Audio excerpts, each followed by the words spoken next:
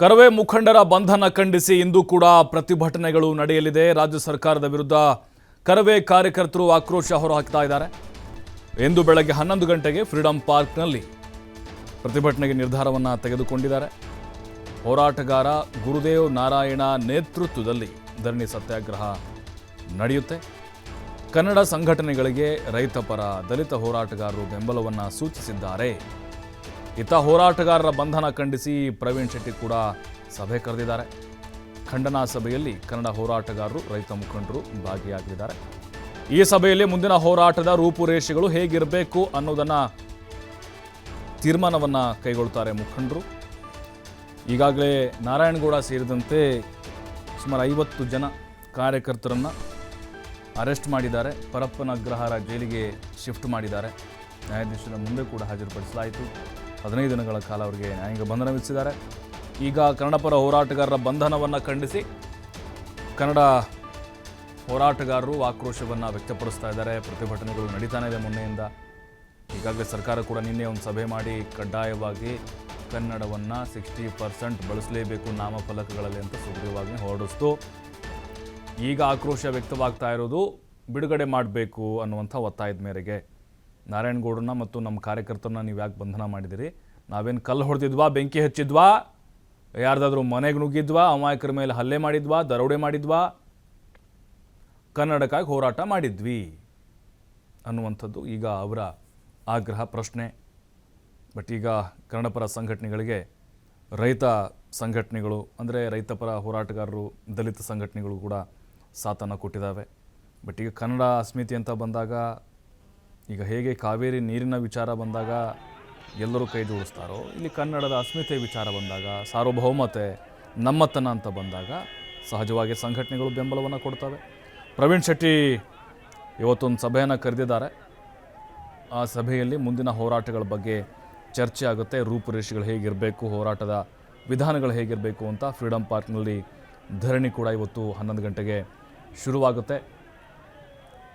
ಗುರುದೇವ್ ನಾರಾಯಣ್ ಅವರ ಒಂದು ನೇತೃತ್ವದಲ್ಲಿ ಈ ಧರಣಿ ಸತ್ಯಾಗ್ರಹ ನಡೆಯುತ್ತೆ. ಅಂದರೆ ಮೊದಲು ಬಿಡುಗಡೆ ಆಗಬೇಕು ಬಂಧನಕ್ಕೊಳಗಾದಂಥ ನಾರಾಯಣಗೌಡರು ಹಾಗೆ ಇನ್ನಿತರ ಕಾರ್ಯಕರ್ತರು. ಅವ್ರ ಮೇಲೆ ಕೇಸನ್ನು ವಾಪಸ್ ತೆಗೆದುಕೊಳ್ಬೇಕು. ಜೊತೆಗೆ ಕಡ್ಡಾಯವಾಗಿ ಕನ್ನಡವನ್ನು ಈ ಫ್ಲೆಕ್ಸ್ಗಳು, ಈ ಮಳಿಗೆಗಳಾಗಿರ್ಬೋದು, ಹೋಟೆಲ್ಗಳು, ಜೊತೆಗೆ ದೊಡ್ಡ ದೊಡ್ಡ ಕಾಂಪ್ಲೆಕ್ಸ್ಗಳು, ಮಾಲ್ಗಳು ಎಲ್ಲವೂ ಕೂಡ ನಾಮಫಲಕಗಳನ್ನು ಕನ್ನಡದಲ್ಲೇ ಕಡ್ಡಾಯವಾಗಿ ಬಳಸಬೇಕು ಅನ್ನುವಂಥ ಒತ್ತಾಯವನ್ನು ಮಾಡಲಿದ್ದಾರೆ. ನಾವನ್ನೇ ಗಮನಿಸಿದ್ವಿ, ಸಾದಹಳ್ಳಿ ಏರ್ಪೋರ್ಟ್ ಸುತ್ತಮುತ್ತ ಯಾವ ರೀತಿ ಸಾವಿರಾರು ಸಂಖ್ಯೆಯಲ್ಲಿ ಕನ್ನಡದ ಹೋರಾಟಗಾರರು ನುಗ್ಗಿ ಬಂದಿದ್ದರು ಅಂಥೇಳಿ ಇಡೀ ಬೆಂಗಳೂರಿನಾದ್ಯಂತ ಒಂದು ಕಿಚ್ಚು ಹೊತ್ಕೊಂಡಿತ್ತು.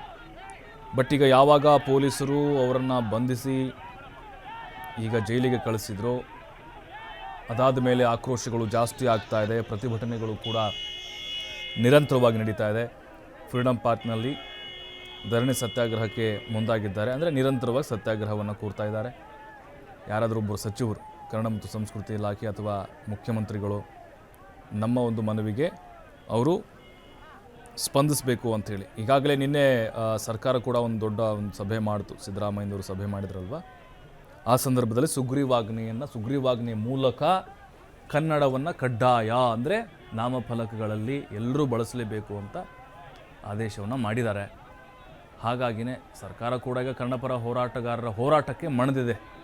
ಅದು ಕ್ಲಿಯರ್. ಇಲ್ಲಿ ಮತ್ತಷ್ಟು ಮಾಹಿತಿ ಕಾರ್ತಿಕ್ ನೀಡ್ತಾರೆ. ಕಾರ್ತಿಕ್, ಈಗ ನಾರಾಯಣಗೌಡ ಮತ್ತು ಕರವೇ ಕಾರ್ಯಕರ್ತರ ಬಂಧನ ಆದಮೇಲೆ ಹೋರಾಟದ ರೂಪುರೇಷೆಗಳು ಬೇರೆ ಸ್ವರೂಪ ಪಡೆದುಕೊಳ್ತಾ ಇದ್ದಾವೆ. ಕಿಚ್ಚು ಜಾಸ್ತಿ ಆಗ್ತಾ ಇದೆ. ಇವತ್ತಿನ ಧರಣಿ ಸತ್ಯಾಗ್ರಹ ಮತ್ತು ಪ್ರವೀಣ್ ಶೆಟ್ಟಿ ಒಂದು ಸಭೆ ಎಷ್ಟು ಮಹತ್ವ ಪಡೆದುಕೊಂಡಿದೆ, ಏನೆಲ್ಲ ಹೋರಾಟಗಳು ಮುಂದಿನ ದಿನಗಳಲ್ಲಿ ತಯಾರಾಗ್ಬೋದು?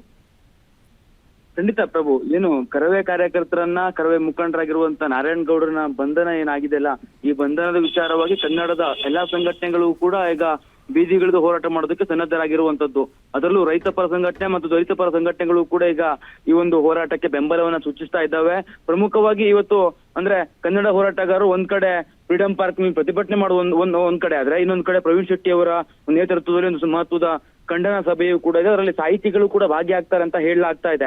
ಒಟ್ಟಾರೆಯಾಗಿ ಸರ್ಕಾರಕ್ಕೆ ಒತ್ತಡವನ್ನು ತರಬೇಕು, ಬಂಧಿಸಿರುವಂತಹ ಕರವೇ ಕಾರ್ಯಕರ್ತರನ್ನ, ಕರವೇ ಮುಖಂಡರನ್ನ ಕೂಡಲೇ ಸರ್ಕಾರ ಬಿಡುಗಡೆ ಮಾಡೋದಕ್ಕೆ ತೀರ್ಮಾನವನ್ನು ತೆಗೆದುಕೊಳ್ಬೇಕು ಅನ್ನುವಂತ ಒಂದು ಒಂದು ಆಗ್ರಹವನ್ನು ಕೂಡ ಮಾಡ್ಲಿಕ್ಕಿದ್ದಾರೆ.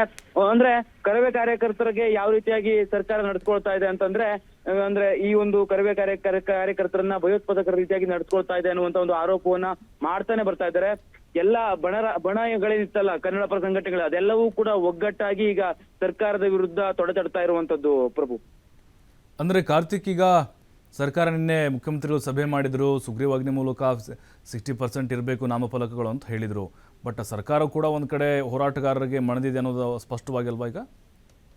ಖಂಡಿತ ಪ್ರಭು, ಸರ್ಕಾರ ಕನ್ನಡದ ವಿಚಾರವಾಗಿ ನಿನ್ನೆ ಒಂದು ಸಭೆಯನ್ನು ನಡೆಸಿರುವಂತಹ ಸಿಎಂ ಸಿದ್ದರಾಮಯ್ಯನವರು ಸುಗ್ರೀವಾಜ್ಞೆ ಮೂಲಕವಾಗಿ ನಾಮಫಲಕದಲ್ಲಿ 60-40 ಆಧಾರದಲ್ಲಿ, ಅಂದ್ರೆ ಆ ರೀತಿಯಾಗಿ ನಾವು ಸುಗ್ರೀವಾಜ್ಞೆ ಮೂಲಕ ಒಂದು ಆದೇಶವನ್ನ ಮಾಡ್ತೀವಿ ಅನ್ನುವಂತ ಮಾಹಿತಿಯನ್ನು ಕೂಡ ಕೊಟ್ಟಿರುವಂತದ್ದು. ಸರ್ಕಾರ ನಾಮಫಲಕದ ವಿಚಾರದಲ್ಲಿ, ಅಂದ್ರೆ ಕನ್ನಡದ ವಿಚಾರದಲ್ಲಿ ಎಲ್ಲಿಯೂ ಕೂಡ ರಾಜಿಯನ್ನ ಮಾಡ್ಕೊಂಡಿಲ್ಲ. ಆದ್ರೆ ಕನ್ನಡ ಪರ ಹೋರಾಟಗಾರರು ಕೆಲವೊಂದಿಷ್ಟು ಅಹಿತಕರ ಘಟನೆಗಳಿಗೆ ಕಾರಣಕರ್ತರಾಗಿದ್ರಲ್ಲ, ಹಾಗಾಗಿ ಆ ವಿಚಾರದಲ್ಲಿಯೂ ಕೂಡ ಸರ್ಕಾರ ರಾಜಿಯಾಗಿಲ್ಲ. ನಾವು ಕಾನೂನು ಸುವ್ಯವಸ್ಥೆಯನ್ನ ಕಾಪಾಡ್ತೇವೆ, ಕಾನೂನಾತ್ಮಕವಾಗಿ ಯಾರ್ಯಾರು ಅಂದ್ರೆ ಕೆಲವೊಂದಿಷ್ಟು ಪ್ರೈವೇಟ್ ಪ್ರಾಪರ್ಟಿಗಳಿಗೆ ಹಾನಿಯನ್ನ ಮಾಡಿದ್ರೆ ಅವರೆಲ್ಲರಿಗೂ ಕೂಡ ಶಿಕ್ಷೆ ಆಗತ್ತೆ ಅನ್ನುವಂತ ಒಂದು ಮಾಹಿತಿಯನ್ನು ಕೂಡ ಅಂದ್ರೆ ಮುಖ್ಯಮಂತ್ರಿಗಳು ಹೇಳಿದ್ರು. ಇದು ಕರವೇ ಕಾರ್ಯಕರ್ತರಲ್ಲಿ ಜೊತೆಗೆ ಇನ್ನಷ್ಟು ಕನ್ನಡ ಪರ ಹೋರಾಟಗಾರರಲ್ಲಿ ಆಕ್ರೋಶಕ್ಕೂ ಕೂಡ ಕಾರಣ ಆಗಿದೆ. ಸರ್ಕಾರ ಒಂದ್ ಕಡೆ ಕನ್ನಡ ಪರ ಸಂಘಟನೆಗಳ ಹೋರಾಟಕ್ಕೆ ಮಣಿದು ಸುಗ್ರೀವಾಜ್ಞೆ ಮೂಲಕ ನಾವು ಕಾನೂನನ್ನ ಜಾರಿ ಮಾಡ್ತೇವೆ ಕನ್ನಡ ನಾಮಫಲಕ ಅಳವಡಿಕೆಗೆ ಸಂಬಂಧಪಟ್ಟಂತೆ ಅಂತ ಹೇಳಿದ್ರು ಕೂಡ, ಇನ್ನೊಂದು ಕಡೆ ಕರವೇ ಕಾರ್ಯಕರ್ತರ ಮೇಲೆ ಮಾಡ್ತಿರುವಂತ ಒಂದು ಕಾನೂನಾತ್ಮಕವಾಗಿ ಅವ್ರಿಗೆ ಶಿಕ್ಷೆಯನ್ನ ಕೊಡ್ಲಾಗಿದೆಯಲ್ಲ, ಅದರ ಸಂಬಂಧಪಟ್ಟಂತೆಯೂ ಕೂಡ ಅಂದ್ರೆ ಕರವೇ ಕಾರ್ಯಕರ್ತರಿರ್ಬೋದು, ಇನ್ನಿತರ ಕನ್ನಡ ಪರ ಸಂಘಟನೆಗಳಿರ್ಬೋದು, ಸಾಹಿತಿಗಳಿರ್ಬೋದು, ಇವರೆಲ್ಲರೂ ಕೂಡ ಆಕ್ರೋಶವನ್ನು ಹೊರ ಹಾಕ್ತಿದ್ದಾರೆ. ಸರ್ಕಾರ ಸುಗ್ರೀವಾಜ್ಞೆ ಮೂಲಕ ಆದೇಶವನ್ನ ತರ್ತೇವೆ ಅಂತ ಹೇಳಿರೋದನ್ನ ಸ್ವಾಗತಿಸಿದ್ರು ಕೂಡ ಕರವೇ ಕಾರ್ಯಕರ್ತನ ಬಿಡುಗಡೆ ಮಾಡುವಲ್ಲಿ ಅಥವಾ ಅವ್ರಿಗೆ ಬಿಡುಗಡೆ ಮಾಡೋದಕ್ಕೆ ಸಂಬಂಧಪಟ್ಟಂತೆ ಸರ್ಕಾರ ಎಲ್ಲೂ ಕೂಡ ಆಡ್ತಾ ಇಲ್ಲ. ಜೊತೆಗೆ ಟೀಕಾ ಪ್ರಹಾರವನ್ನೇ ಮಾಡ್ತಾ ಇದೆ. DCM ಕೂಡ ಟೀಕೆಯನ್ನ ಮಾಡಿದ್ರು, ಗೃಹ ಸಚಿವರು ಕೂಡ ಮಾಡಿದ್ರು, ಸಿಎಂ ಸಿದ್ದರಾಮಯ್ಯನವರು ಕೂಡ ಮಾಡಿದ್ರು. ಹಾಗಾಗಿ ಇವರು ಸರ್ಕಾರ ಕರವೇ ಕಾರ್ಯಕರ್ತರ ಕನ್ನಡ ಸಂಘಟನೆಗಳನ್ನ ತುಚ್ಛವಾಗಿ ಕಾಣ್ತಾ ಇದೆ ಅನ್ನುವಂತ ಒಂದು ಆರೋಪವನ್ನು ಮಾಡಿದ್ದಾರೆ. ಹಾಗಾಗಿ ಇವತ್ತು ಕೂಡ ಮಹತ್ವದ ಸಭೆಯನ್ನ ನಡೆಸ್ತಾ ಇದ್ದಾರೆ. ಒಂದ್ ಕಡೆ ಪ್ರತಿಭಟನೆಯೂ ಕೂಡ ನಡೀಲಿಕ್ಕಿದೆ ಪ್ರಭು. ಥ್ಯಾಂಕ್ ಯು ಕಾರ್ತಿಕ್ ಮಾಹಿತಿಗಾಗಿ.